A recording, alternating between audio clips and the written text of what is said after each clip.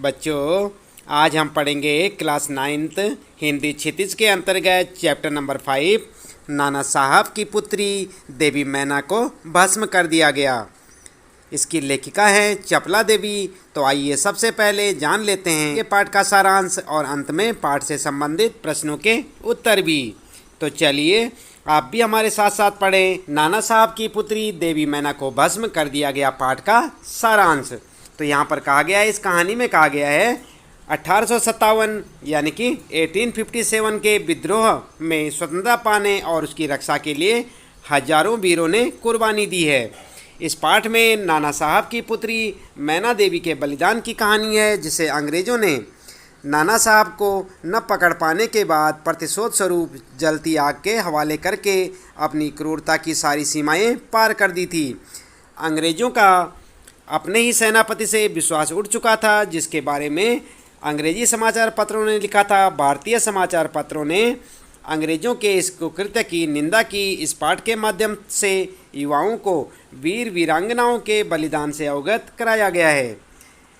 सन 1857 यानी कि 1857 स्वतंत्रता प्राप्ति के लिए अंग्रेजी सेना के विरुद्ध भारतीयों का विद्रोह असफल हो गया। अंग्रेज़ों को विद्रोही नेता नाना साहब ने खूब क्षति पहुंचाई, पर कानपुर में विद्रोह की असफलता के कारण उन्हें भागना पड़ा। वे जल्दी में अपनी पुत्री मैना देवी को अपने साथ न ले जा सके, जिसे विद्रोह दमन के उपरांत अंग्रेजों ने अग्नि में भस्म कर दिया। यह वर्णन पाषाण हृदयी व्यक्ति को भी द्रवीभूत कर देता है, यानी कि जिसका पत्थर के समान हृदय होगा वह भी दया के सागर में डूब जाता है, यानी कि उसे बहुत बुरा लगता है। कानपुर में भीषण हत्याकांड करने के बाद अंग्रेजी सेना ने बिठूर में नाना के महल में खूब लूटपाट की, पर वहाँ ज़्यादा संपत्ति उनके हाथ न लगी। अंग्रेज़ों ने वहाँ नाना को न पाकर उनका महल तोपों से उड़ाने का निश्चय किया। मकान को नष्ट होने की आशंका से नाना की पुत्री मैना बरामदे में आई। उसने अंग्रेज़ सेनापति से उस मकान को नष्ट न करने का अनुरोध किया।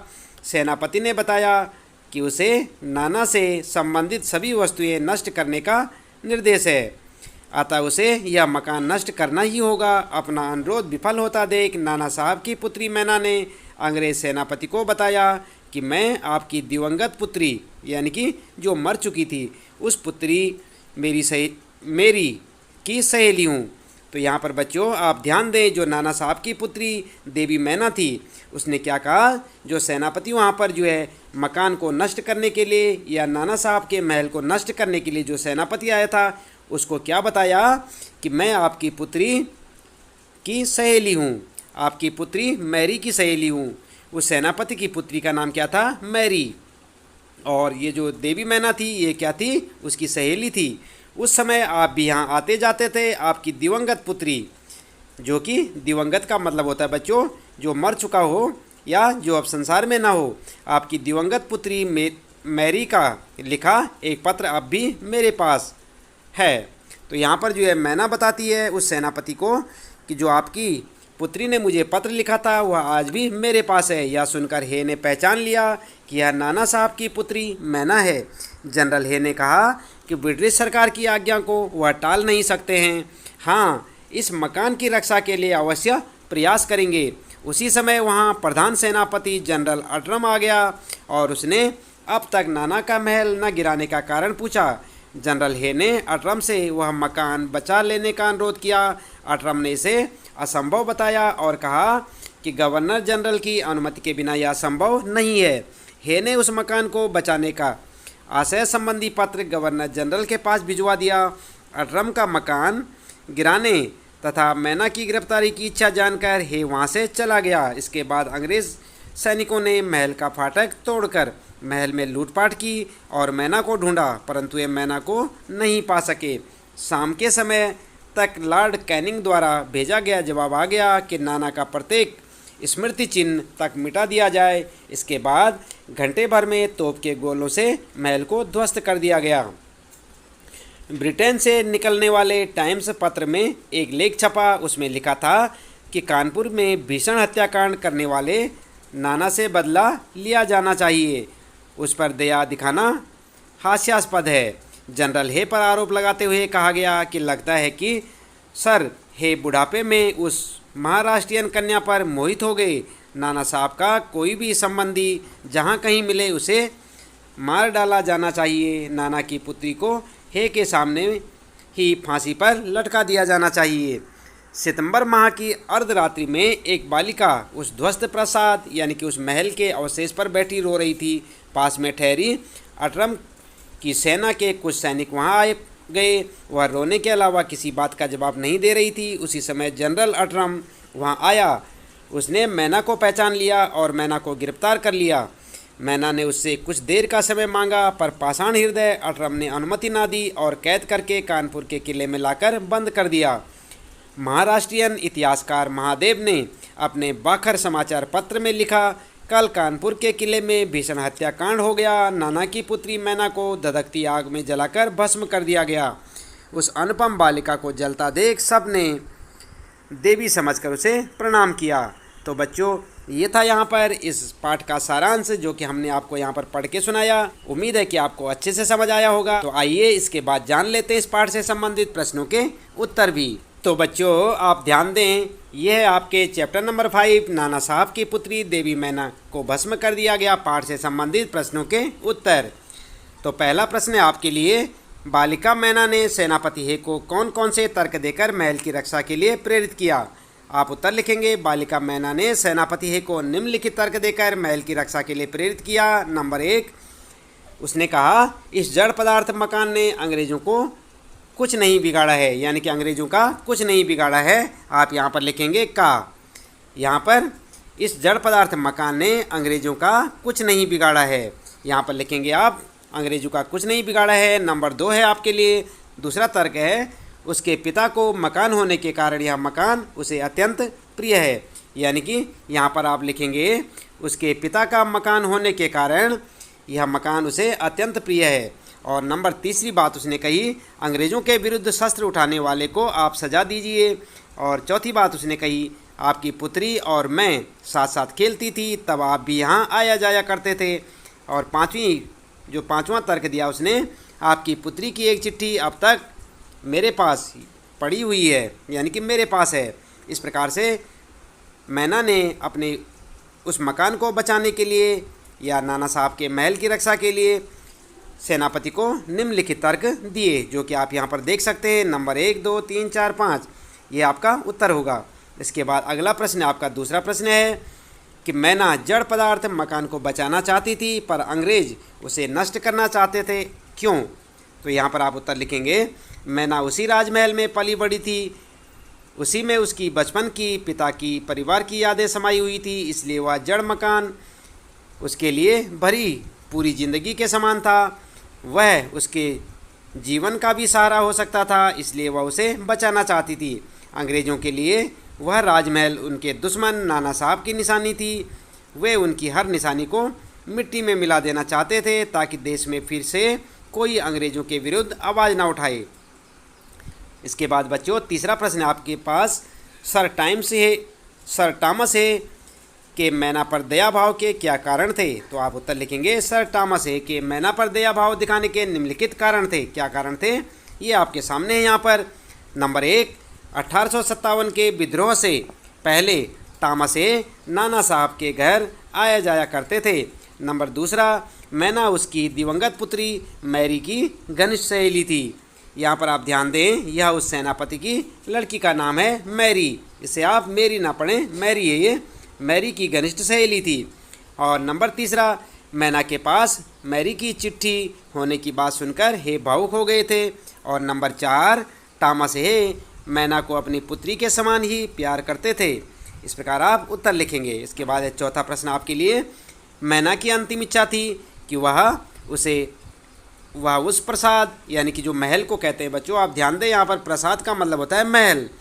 तो यहाँ पर जो प्रश्न आपके लिए कि मैना की अंतिम इच्छा थी कि वह उस प्रसाद के ढेर पर बैठकर जी भरकर रो ले, लेकिन पाषाण हृदय यानी कि पत्थर के समान जिसका हृदय होता है वाले जनरल ने किस भय से उसकी इच्छा पूर्ण न होने दी। आप उत्तर लिखेंगे, जनरल अटरम के मन में भय रहा होगा कि अगर उसने नाना साहब की बेटी के प्रति जरा भी सहानुभूति दिखाई तो ब्रिटिश सरकार का गुस्सा उस पर फूट पड़ेगा। उसे उसके लिए दंड भी मिल सकता है। क्रोध से पागल सामान्य अंग्रेज नागरिक भी उस पर नाराज़गी प्रकट करेंगे। इस कारण उसने मैना की यह छोटी सी इच्छा भी पूरी न होने दी। इसके बाद 5वां प्रश्न आपके लिए, बालिका मैना के चरित्र की कौन कौन सी विशेषताएं आप अपनाना चाहेंगे और क्यों? उत्तर लिखेंगे आप, बालिका मैना के चरित्र की निम्नलिखित विशेषताएं अपनाना चाहूँगा या चाहूँगी। लड़कियाँ चाहूँगी लिखेंगे, लड़के चाहूँगा। तो यहाँ पर जो है विशेषताएं हैं, यहाँ पर पहली विशेषता है उसकी देश प्रेम की भावना। मैना में देश प्रेम तथा देशभक्ति की भावना भरी थी। वह देश पर जान न्यौछावर करने को तैयार थी। नंबर 2, निडरता, यानी कि वह डरती नहीं थी। मैना निडर थी। महल ध्वस्त होने के बाद भी अंग्रेज सैनिकों के बीच निडर बनी रही। वह अंग्रेजी सेना से भयभीत होकर छिपकर अन्यत्र नहीं गई। तो इस प्रकार से आप लिखेंगे। और नंबर 3 बात लिखेंगे आप उसकी विशेषता, मैना की विशेषता साहसी। मैना साहसी थी। वह जनरल हे से अपनी बातें साहस से कह देती है। और नंबर 4 है वाक्पटुता। मैना ने अपनी वाक्पटुता से अंग्रेज सेनापति हे को महल न गिराने के लिए सोचने पर विवश कर दिया। और नंबर 5 उत्सर्ग की भावना। नाना के अचानक जाने और मकान गिराने के बीच वह भी कहीं जा सकती थी, पर उसने मातृभूमि पर अपनीपन या अपनापन लिखेंगे आप देकर अपनी उत्सर्ग की भावना का परिचय दिया। इसके बाद अगला है यहाँ पर पॉइंट आपके लिए, भावुकता। मैना जड़ पदार्थ महल से भी प्यार करती है। वह महल के अवशेष के लिए भी रोती है। ये गुण व्यक्ति में राष्ट्र प्रेम और देशभक्ति की भावना मजबूत बनाते हैं। इसलिए मैं इन्हें अपनाना चाहूँगा या अपनाना चाहूँगी। इस प्रकार से आप उत्तर लिख सकते हैं। इसके बाद बच्चों अगला प्रश्न है आपके लिए यहाँ पर प्रश्न नंबर 6। टाइम्स पत्र ने 6 सितंबर को लिखा था, बड़े दुख का विषय है कि भारत सरकार आज तक उस दुर्दांत नाना साहब को नहीं पकड़ सकी। इस वाक्य में भारत सरकार से क्या आशय है? तो यहाँ पर आप उत्तर लिखेंगे। यहाँ भारत सरकार से आशय है ब्रिटिश शासन के अंतर्गत चलने वाली भारत सरकार, जिसे अंग्रेज अधिकारी चलाते थे।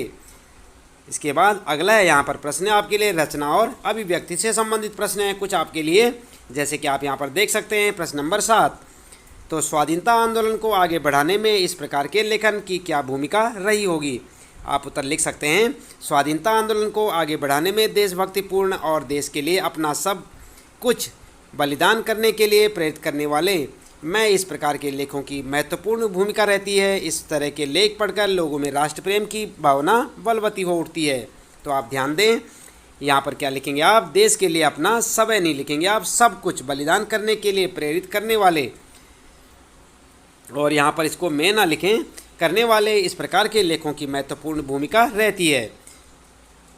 इस तरह के लेख पढ़कर लोगों में राष्ट्र प्रेम की भावना बलवती हो उठती है।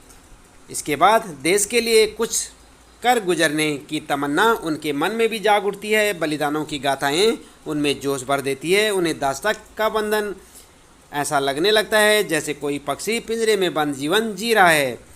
इन रचनाओं से आम आदमी भी अपना सब कुछ न्यौछावर करने के लिए प्रेरित हो उठता है। इस तरह एक न एक दिन वह अपने लक्ष्य तक पहुंच जाता है। तो इस प्रकार से आप इस 7वें प्रश्न का उत्तर लिखेंगे। उसके बाद बच्चों आइए देख लेते हैं 8वां प्रश्न क्या पूछा गया है। कल्पना कीजिए कि मैना के बलिदान की यह खबर आपको रेडियो पर प्रस्तुत करनी है। इन सूचनाओं के आधार पर आप एक रेडियो समाचार तैयार करें और कक्षा में भावपूर्ण शैली में पढ़ें। तो बच्चों वैसे तो आपको ये प्रश्न जो है स्वयं से करना है। आप इस प्रश्न का उत्तर स्वयं से लिख सकते हैं। किसी सूचना को, किसी अखबार को आप पकड़ें और उसमें से 1-2 खबरें निकाल कर आप जो है उसी तरह से अन्य खबरों को या उसी खबर को दोबारा से लिख के देखें कि आप किस प्रकार से उसे प्रस्तुत कर सकते हैं और उसे भावपूर्ण शैली में पढ़ें। इस प्रकार से आप उत्तर में यहाँ पर देख सकते हैं आप कि किस प्रकार से आप बना सकते हैं। जैसे ये यहाँ पर लिखा हुआ, कल शाम 7 बजे अंग्रेज सरकार ने कानपुर के कारागृह में वह कायरतापूर्ण कार्य कर डाला जिसका कलंक मिटाए नहीं मिट सकेगा। आपको विदित होगा कि कल आधी रात को नाना साहब की बालिका मैना को जनरल अटरम ने तब गिरफ्तार कर लिया था जब वह अपने टूटे हुए महल पर बैठकर रो रही थी। उसे रात को ही हथकड़ी पहनाकर कानपुर जेल में डाल दिया गया था। गिरफ्तारी के समय नन्ही बालिका ने जनरल अटरम से यह विनती की थी कि उसे अपने महल पर बैठकर आराम से कुछ समय से यहाँ पर जो है आप लिखेंगे आराम से बैठकर कुछ समय रो लेने दिया जाए। यहाँ पर लिखेंगे आप रो लेने दिया जाए। किंतु अटरम ने उसकी यह छोटी सी इच्छा भी पूरी नहीं की। समाचार है कि आज रात योजनापूर्वक उसे जलती हुई आग में डालकर भस्म कर डाला गया। अंग्रेज अधिकारी इसे ब्रिटिश शासन का आदेश कह रहे हैं। कानपुर की जनता इस बलिदान को पवित्र मानकर देवी मैना की आराधना कर रही है। इस प्रकार से आप लिख सकते हैं। अगला है आपके लिए यहाँ पर 9वां प्रश्न है। इस पाठ में रिपोर्टाज के प्रारंभिक रूप की झलक मिलती है, लेकिन आज अखबारों में अधिकांश खबरें रिपोर्टाज की शैली में लिखी जाती हैं। आप यहाँ पर आपके लिए प्रश्न है आपके लिए क्या, यहाँ पर देख सकते हैं, कोई 2 खबरें किसी अखबार से काटकर अपनी कॉपी में चिपकाएं और कक्षा में पढ़कर सुनाइए। तो बच्चों आप इस प्रश्न को स्वयं करें, क्योंकि आपके आसपास जो भी अखबार आता है आप उस अखबार की कटिंग लगाकर अपनी कॉपी में उसे चिपकाएं और उसके बाद उसे पढ़ें। इसके बाद दूसरा प्रश्न है, अपने आसपास किसी घटना का वर्णन रिपोर्टाज शैली में कीजिए। तो यहाँ पर जो है इसी प्रकार से आपने वर्णन करना है जैसे कि इस कहानी में कर रखा है। आइए देख लेते हैं। यहाँ पर पहला जो है उत्तर देख लेते हैं। क्या उत्तर? हिंदुस्तान 30 सितंबर 2009 से। यहाँ पर आप देख सकते हैं इसी प्रकार से आप जो है अपनी आज की डेट डालें। जिस डेट को आप जो है इस प्रश्न को जो है सॉल्व करेंगे उसी दिन की आप डेट डालें, उसी दिन का आप अखबार जो है कटिंग करें और अपनी नोटबुक में चिपकाएं।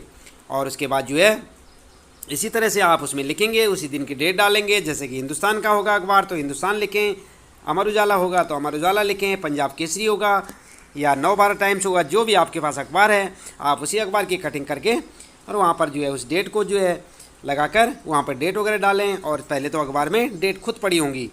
इसके बाद आप इस प्रकार से रिपोर्टाज तैयार करेंगे। टीचर 65 प्रोफेसर 70 तक पढ़ाएंगे। यहाँ पर जो है इसको आप ध्यान ना दें, ये जो है टीचरों के लिए, प्रोफेसरों के लिए, ये जो है आपके स्कूल में टीचर लोगों का काम है।